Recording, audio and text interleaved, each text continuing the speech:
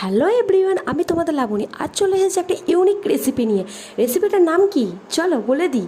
এই রেসিপিটার নাম হচ্ছে পোড়া পিঠা। পোড়া পিঠা মানে ভেবো না যেটা পুড়ে যাওয়া পিঠা। চলো রেসিপিটা জেনে নিই। একটা নারকেলকে পরিমাণ মতো ছোটো ছোটো করে টুকরো করে একদিকে কিছুটা পরিমাণ বাদাম নিয়ে হালকা শুকনো কড়াই ভেজে মিক্সিতে মিহি করে নেবো। তারপর মিল্ক নিয়েছি আমি 500 গ্রাম, আর পাউডার মিল্ক নিয়েছি কিছুটা। তোমরা চাইলে পুরোটার পাউডার মিল্কে করতে পারো। কড়াইয়ে লাউটা সেদ্ধ হয়ে আসলে একে একে বাদাম, নারকেল, পরিমাণ মতো আদার রস, এলাচ 5-6টি দিয়ে দেবো থেতো করে। তারপর সুগার অ্যাড করবো পরিমাণ মতো। মিল্ক, পাউডার মিল্ক দিয়ে দেবো। চালের গুঁড়ো পরিমাণ মতো দিয়ে দেবো, যতক্ষণ না এটা টাইট টাইট হচ্ছে। টাইট হয়ে গেছলে চালের গুঁড়ো যতক্ষণ না হচ্ছে ততক্ষণ পরিমাণ মতো চালের গুঁড়ো দিয়ে থাকতে হবে।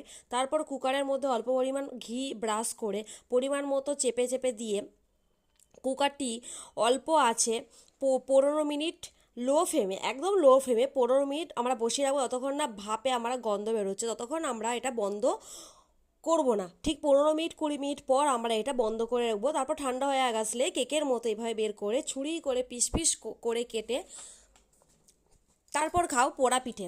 দেখো কেমন লাগে। কেমন লাগলো তোমাদের রেসিপিটা অবশ্যই জানিও, লাইক কমেন্ট শেয়ার করে দিও। তোমরা একবার হলে এটা ট্রাই করে দেখো। আর